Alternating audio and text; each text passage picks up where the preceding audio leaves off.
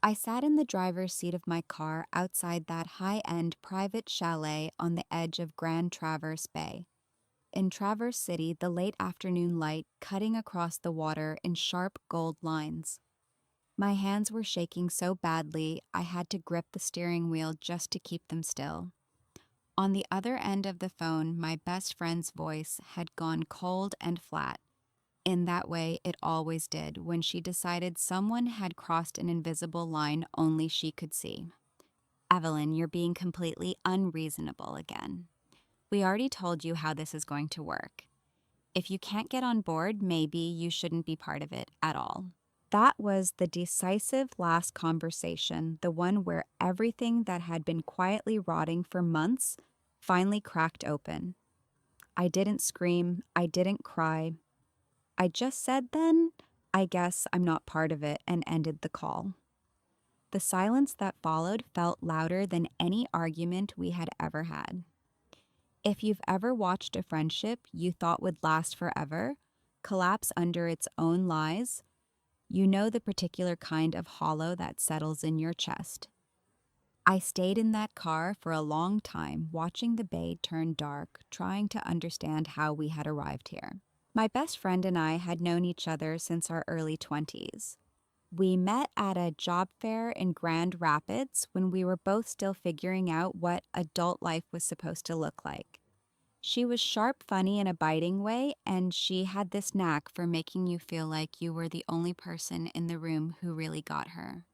Over the years, we became the kind of friends who finished each other's sentences and showed up for every breakup, every promotion, every family mess.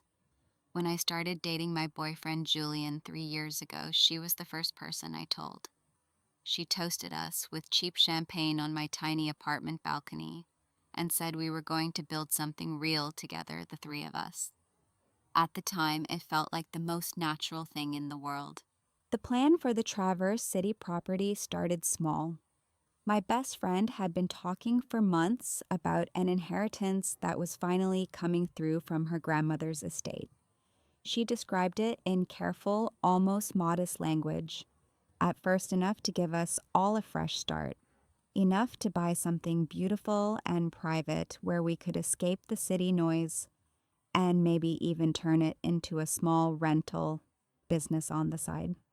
Julian was excited. He had always wanted to invest in real estate, and the idea of a high-end private haven on the water sounded like the kind of security we had both been chasing. I was the cautious one. I asked questions about timelines and paperwork and how exactly the money would be divided. My best friend would laugh softly and say, I worried too much that family money always came with complications, but she had it handled. She started sending me links to listings in Traverse City, luxury chalets with private docks, floor-to-ceiling windows, the kind of places that look like they belonged in magazines. We planned a long weekend there to walk the properties in person and vision board what our shared future could look like. The first cracks appeared on the drive up. My best friend had insisted we take her SUV because it had more room for the bags and the mood board she had printed. Julian rode shotgun. I sat in the back with the cooler. Somewhere around the 2-hour mark, she started answering texts from someone and then went quiet for long stretches. When I asked if everything was okay, she gave me that tight smile and said work was just stressful. Julian reached back and squeezed my knee once, but he didn't say anything either. By the time we reached the rental chalet, the air between us felt thin. The place itself was everything the photos had promised.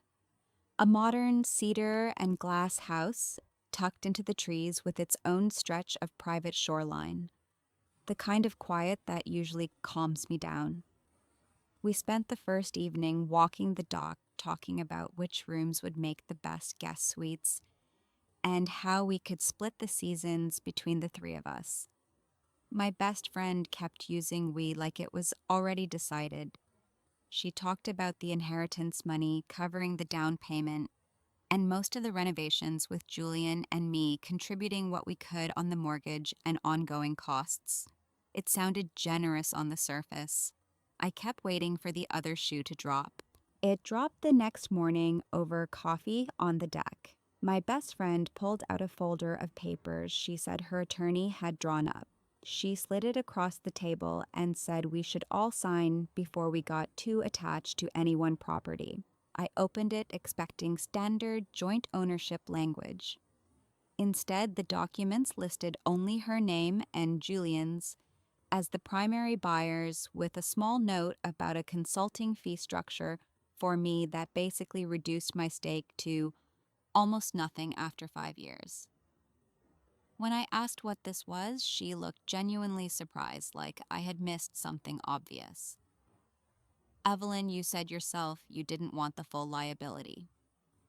This protects you. I'm carrying most of the financial risk here. Julian stayed quiet. He stared at his coffee mug and nodded once when she glanced at him. That was the first real sting. I tried to keep my voice steady. I pointed out that we had talked for months about equal partnership, that I had already pulled money from my savings for the trip and for the initial due diligence costs. My best friend's expression shifted into something pitying.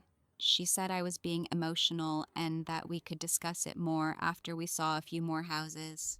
Then she stood up, gathered the papers, and walked inside. Julian followed her without looking at me. The silent treatment started that afternoon and lasted almost 2 full days.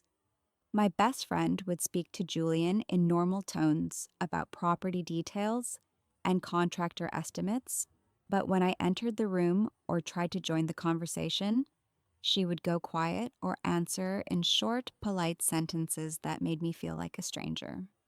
Julian mirrored her. He stopped reaching for my hand on the couch. He stopped asking what I thought about the listings. At night in the guest room we shared, he turned his back to me and scrolled on his phone until he fell asleep. I lay awake, listening to the water outside and wondering how two people I trusted most could make me feel invisible in the same house. On the third morning, I woke up to find them already gone. A note on the kitchen counter said they had gone to meet a real estate agent early and would be back by lunch. I spent the morning alone on the dock trying to decide whether to pack my bag and drive home or stay and fight for the version of the plan we had originally agreed on. Around 10 o'clock, I opened the shared cloud folder we had been using for property photos and mood boards. I was looking for a particular picture of a dock layout when I noticed an older album buried in the files. It was labeled Family Legacy and contained dozens of photos my best friend had uploaded months earlier, pictures of a sprawling estate, expensive cars, what looked like a private jet on a tarmac. She had shown me some of these before when she first mentioned the inheritance. She had said they were recent, taken during the final settlement meetings with her grandmother's estate lawyers. Something made me check the metadata on one of the photos. I downloaded it to my phone and pulled up the details. The date stamp was from 4 years earlier. The GPS coordinates placed it at a public park in Chicago, not at any private family compound. Another photo had been edited. The lighting on a luxury car didn't match the background. A third showed a group of people at what was clearly a charity gala, not a family gathering. The more I looked, the more the fortune unraveled. These weren't proof of recent wealth. They were carefully chosen images from years ago, some pulled from public events, some possibly staged or borrowed. My best friend had been building a story around money that didn't exist in the way she claimed. I sat there on the dock with my phone in my hand, the bay breeze cold against my skin, and felt the ground shift under everything we had planned. The inheritance wasn't just delayed or complicated. It looked like it had never been there at all. And my boyfriend had been sitting next to her at that kitchen table, nodding along while she presented papers that would have locked me out of any real ownership. The silent treatment, the sudden exclusion, the way they had started speaking around me instead of to me, It all clicked into place with a sickening clarity. When they returned just after noon, my best friend was in a bright mood talking about a property they had seen that checked every box. Julian carried a bag of takeout and set it on the counter without meeting my eyes. I waited until they had settled at the table before I spoke. My voice came out steadier than I expected. I looked at the family photos in the shared folder. The metadata doesn't match what you told us about the inheritance. My best friend's smile didn't falter right away. She took a slow sip of water and said, "Evelyn, you really need to stop digging into things that aren't your business. Those photos are private." Julian finally looked at me then, and for a second, I saw something like panic cross his face before he smoothed it away. He said we should all take a breath and talk about this like adults. That was when I understood he had known, or at least suspected, that the story was thinner than she had let on. He had chosen to stay quiet anyway. The argument that followed was chaotic in the way only long-buried resentments can be. My best friend accused me of being paranoid and ungrateful, of always needing to control every detail, because I couldn't stand not being the center of the plan. She said the inheritance was real, but the timing was sensitive, and I was jeopardizing everything by asking questions.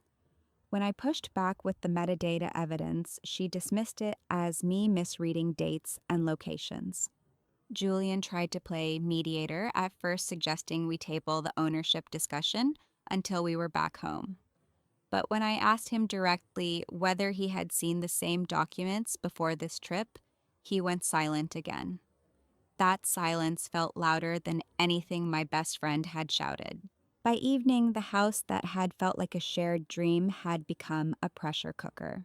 My best friend retreated to the master bedroom and closed the door. Julian slept on the couch. I stayed up most of the night on the deck, wrapped in a blanket, watching the lights across the bay and trying to decide what walking away empowered would even look like when the people I had trusted most were willing to erase my place in the future we had built together on paper. The documents had given me the truth, but they hadn't given me a clean victory. They had only shown me how far the lies had already gone. The next morning, the silence inside the chalet felt heavier than the night before. Sunlight poured through the tall windows onto the kitchen island, where my best friend was already making coffee like it was any other day. She smiled when I walked in, the same bright practice smile she used when she wanted to reset the mood without actually addressing what had happened. "Sleep okay?" she asked, pouring a second cup and sliding it toward me as if the folder of altered ownership papers had never existed. Julian sat at the far end of the counter, scrolling on his phone, shoulders hunched in that way he got when he was avoiding eye contact. I set the mug down without drinking. "We need to talk about those photos and the dates on them." My best friend's smile tightened at the edges. She stirred her coffee slowly and said, "Evelyn, you're exhausted." "We all are." "The metadata thing is just you overthinking again. Those pictures are from family events. Sometimes the cloud mixes up dates when files sync. It happens." The explanation came out smooth, almost rehearsed. She had clearly decided overnight that denial was the safest path. Julian finally looked up. His voice was quiet when he spoke. "She's right that the timing on the inheritance has been messy. I didn't want to stress you out with the details until we had everything lined up." That was the moment the betrayal stopped feeling like something I might have imagined. He had known the story was shaky. He had chosen to protect her version of events rather than tell me the truth. The room seemed to tilt for a second. I gripped the edge of the counter and asked him directly if he had seen the full set of photos before we left home. He hesitated, then nodded once. "Some of them." I figured it wasn't my place to question her family stuff. My best friend let out a short, disbelieving laugh. "See, even Julian thinks you're making this into a bigger deal than it is. You've always done this picked apart every plan until the fun drains out of it. I'm trying to give us all something good here, and you're turning it into an investigation." The words landed with the chaotic sting she was so good at delivering. One minute she was offering coffee, and the next she was rewriting years of our friendship, as me being the difficult one who couldn't let anyone else lead. The silent treatment from the day before had simply shifted into this colder, more calculated version. She finished her coffee, set the mug in the sink with deliberate calm, and said she and Julian were heading out to see another property the agent had lined up. "You can come if you want, but only if you're going to be constructive." Then she walked out of the kitchen without waiting for an answer. I stayed behind. The house that had felt like a private haven now felt like a trap I had helped build. I called my longtime mentor, Diane Mercer, while I paced the deck. She had known me since my first real job out of college and had a way of cutting through emotional noise without being harsh. When I told her what was happening, the changed ownership papers, the metadata on the photos, the way both of them were shutting me out, she was quiet for a long moment. "Evelyn, document everything. Save the file screenshot, the metadata. Keep records of every conversation. If this is heading where it sounds like it's heading, you're going to need proof that isn't just your word against theirs."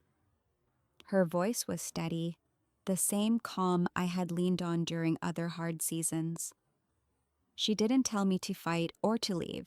She just reminded me that truth without evidence is easy to twist. I thanked her and promised I would. Before we hung up, she added, "And Evelyn, you don't have to prove your worth to people who are already rewriting the rules to exclude you." After the call, I opened my laptop and drafted an email to the family law attorney Simone Park, whose name had come up in a work contact months earlier. I attached the ownership documents my best friend had shown us, and a few of the photo files with their metadata visible.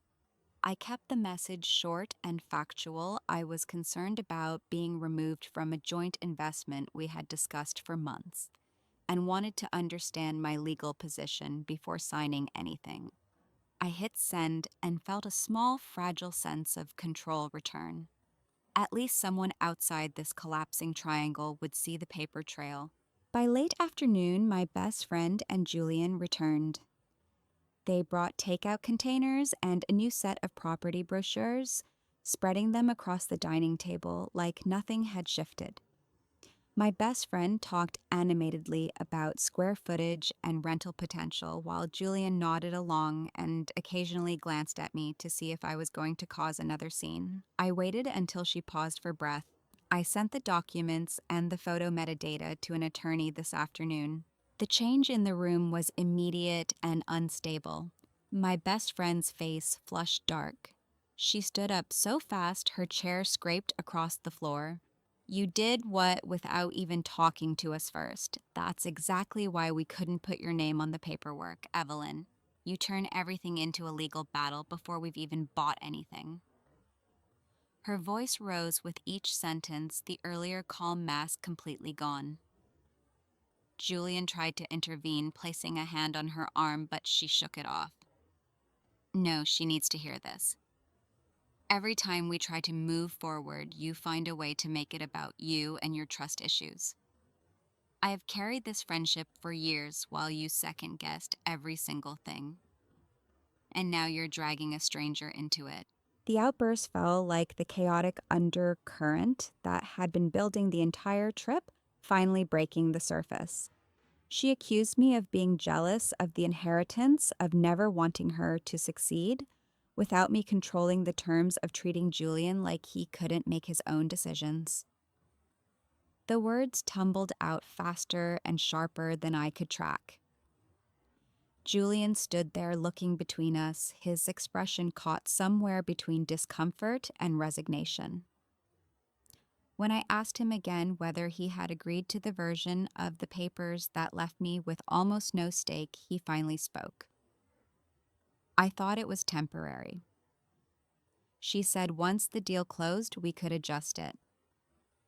I didn't want to fight about it in front of the agent. That admission landed heavier than my best friend's shouting. He had gone along with excluding me to keep the peace with her. The lifelong loyalty I had given both of them, years of showing up, listening, celebrating, defending, had been treated as optional the moment it inconvenienced their plan. I felt something inside me settle into a colder, clearer place. The documents had already shown the fortune was fabricated, or at best wildly exaggerated. Now the conversations were showing that the exclusion wasn't an accident. It had been discussed, it had been chosen. My best friend eventually stormed off to the master bedroom again, slamming the door hard enough that the glass in the frames rattled. Julian stayed in the living room staring out at the darkening bay. I sat on the opposite couch and opened the shared folder on my phone one more time. There were new messages in the chat thread between the two of them from earlier that day, messages I hadn't seen because I had been left behind. Julian had written that I was pushing too hard and that maybe it was better if I sat the next viewing out. My best friend had replied with a string of laughing emojis, and finally you see it too. The timestamp was from right after they left that morning. The betrayal wasn't just in the moment. It had been happening in real time while I was on the deck trying to understand how we had gotten here. I closed the phone and looked at Julian across the room. You knew she was lying about the money and you still signed on to cut me out. He didn't deny it. He just said very quietly that he had been scared the whole deal would fall apart if he pushed back. She gets like this when she feels cornered. I thought once we owned something together, it would calm down. The explanation was so small and so human that it almost made the pain worse. He hadn't been malicious in some grand way. He had simply chosen the path of least resistance with the person who was offering him the future he wanted, even if it meant leaving me on the outside of it. That night, I slept in the guest room with the door locked. I didn't cry. The tears felt too far away, buried under layers of disbelief and a strange detached clarity.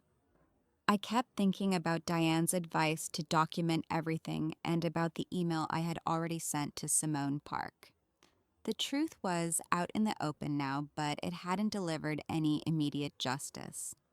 It had only confirmed that the people I had built my trust around were willing to rewrite the story to protect a version of the future that didn't include me on equal terms. The high-end private haven we had driven up here to claim had become the place where every unspoken resentment finally had room to breathe. The next morning, I woke to another note on the counter. My best friend and Julian had left early, again this time, without even pretending to invite me. The note said they were meeting the agent to discuss next steps and would be back later. I read it twice, then folded it and put it in my bag with the rest of the evidence. I packed my suitcase slowly, folding each piece of clothing with deliberate care. The chaos of the last few days had burned through the last of my willingness to keep negotiating for a seat at a table that had already been rearranged without me. I called the airline and changed my flight to the earliest one out of Traverse City. While I waited for the confirmation email, I opened the thread with my best friend one last time and typed a single message: I'm heading home. We can talk when you're back if you want, but I won't be signing anything. I hit send before I could second guess it. Then I carried my bag to the car, started the engine, and drove away from the private dock and the tall glass windows without looking back in the rearview mirror. The truth had detonated exactly as the documents had promised it would. What came next was still uncertain, but the decision to stop participating in the lie felt like the only steady ground I had left. The drive back from Traverse City felt longer than the drive up. I kept the windows cracked even though the air was cool, letting the wind pull at my hair like it could clear out the last 48 hours. By the time I reached my apartment, the sun was already low. I unpacked methodically, setting the folder of printed documents and screenshot metadata on the kitchen table like evidence from a case I wasn't sure I wanted to win. The chalet that had looked like a shared future now felt like a place I had visited in someone else's dream. The next 2 days passed in a strange, suspended quiet. My best friend sent one long text full of emojis and let's talk when you're less emotional language. Julian sent nothing. I didn't reply to either of them. Instead, I scheduled a call with the family law attorney, Simone Park, whose name I had pulled from an old work contact. She reviewed the ownership papers and the photo metadata over a video call the following afternoon. Her voice was professional and direct. The metadata is useful as supporting context, but it's not slam dunk proof of fraud on its own. If you want to fight for any stake in that property, you're looking at a civil suit that could drag on for a year or more and cost more in legal fees than the down payment you were planning to make. You have leverage, but using it means staying tied to these people for a long time. I thanked her and told her I needed time to think. After we hung up, I called my longtime mentor, Diane Mercer, again. She listened without interrupting while I laid out the attorney's assessment and the way the last conversation at the chalet had ended. When I finished, she said, "Evelyn, sometimes the win isn't getting what you were promised. Sometimes the win is realizing you were never going to get it and choosing not to keep paying the price." Her words landed with the same steady weight they always had. She didn't push me toward revenge or reconciliation. She simply reminded me that I had already done the hardest part. I had stopped pretending the story they were telling was true. On the fourth day after I returned, my best friend showed up at my apartment door without warning. Julian stood a step behind her, hands in his pockets, eyes on the floor. She looked tired in a way I had never seen before. Makeup, slightly smudged hair pulled back too tightly. She stepped inside without being invited and launched straight into the version of events she had clearly rehearsed on the drive over. "You left in the middle of everything like a child having a tantrum. The agent is asking questions. We had to tell him you were dealing with a family emergency just to keep the deal alive.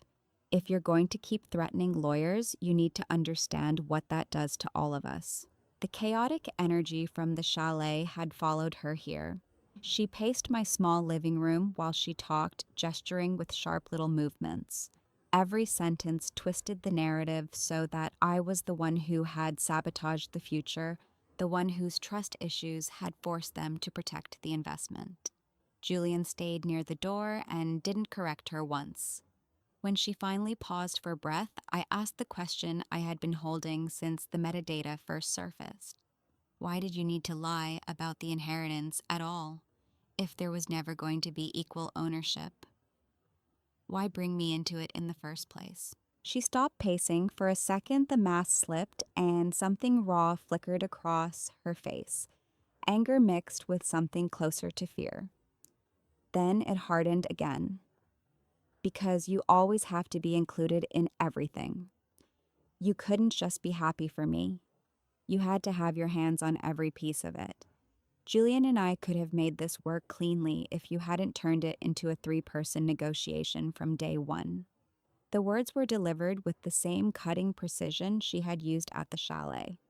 She wasn't yelling this time. She was simply stating what she believed was obvious.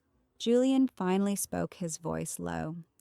Cassidy had some old family photos she used to show investors before. It helped get meetings. When the real money didn't come through the way she expected, she adjusted the story a little.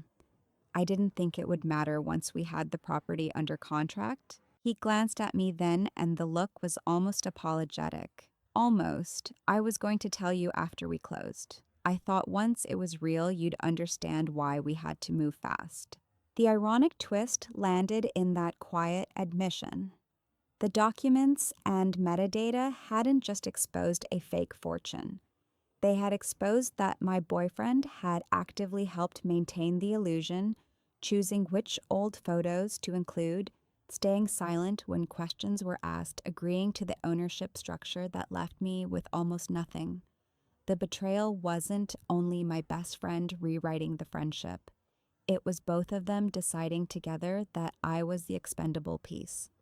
The lifelong loyalty I had given them had been treated as a liability the moment it threatened their version of security. I felt the last thread of attachment snap. Not with drama or raised voices, just a clean final understanding. I walked to the kitchen table, picked up the folder of documents, and held it out to my best friend. I'm not signing anything. I'm not fighting for a percentage of something built on this. You can have the deal. You can have whatever story you want to tell the agent or anyone else. But I'm done. She took the folder slowly, as if she hadn't expected me to give up so easily.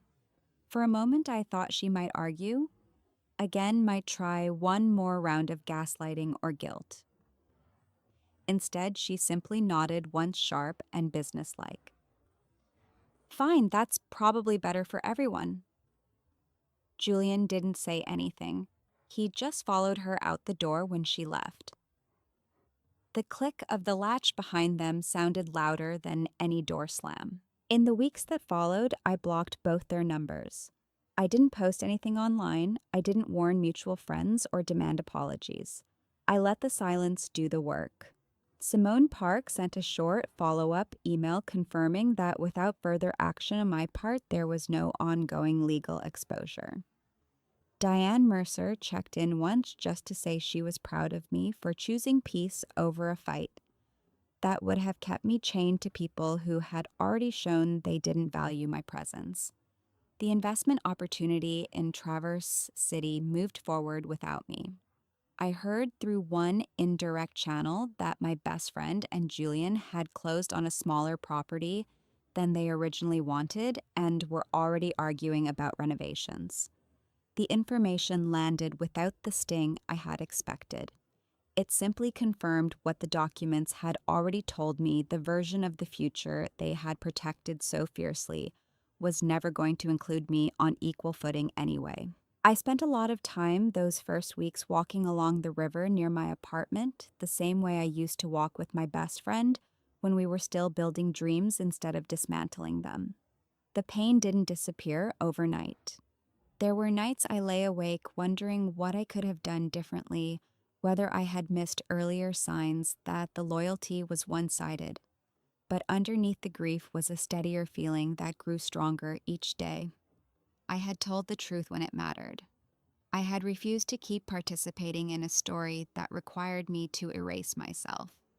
That choice had cost me the relationship and the investment, but it had given me back something I hadn't realized: I was losing the ability to trust my own perception again. The detached calm that settled over me wasn't numbness. It was the quiet that comes after you stop trying to make someone else's lie fit inside your life. I still missed the version of my best friend I had believed in for so long. I still felt the sharp edge of Julian's silence on nights when I remembered how easily he had chosen the easier path. But I no longer questioned whether I had been unreasonable for wanting transparency and fairness. The metadata and the conversations had answered that question for good. Months later, I ran into a mutual acquaintance who mentioned in passing that my best friend had started telling people the Traverse City deal had fallen through because of creative differences, with a third partner who got cold feet. The story made me smile in a small, private way. She was still rewriting the narrative to protect herself. That was never going to change. What had changed was that I no longer needed to correct it. The truth lived in the documents and in the choice I had made to walk away rather than keep fighting for a seat at a table that had already been set without me. I chose myself that day in Traverse City and again in my living room when I handed back the folder.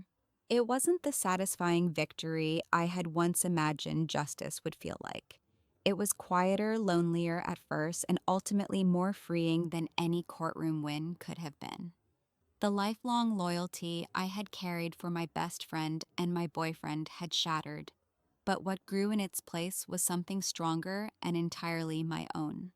I didn't need them to admit the lie. I only needed to stop living inside it. Thank you for listening to my story. If you've ever had to walk away from people you once trusted with your future, I hope you know you're not alone in that particular grief. The documents gave me the truth. Choosing what to do with it gave me back my peace. What would you do?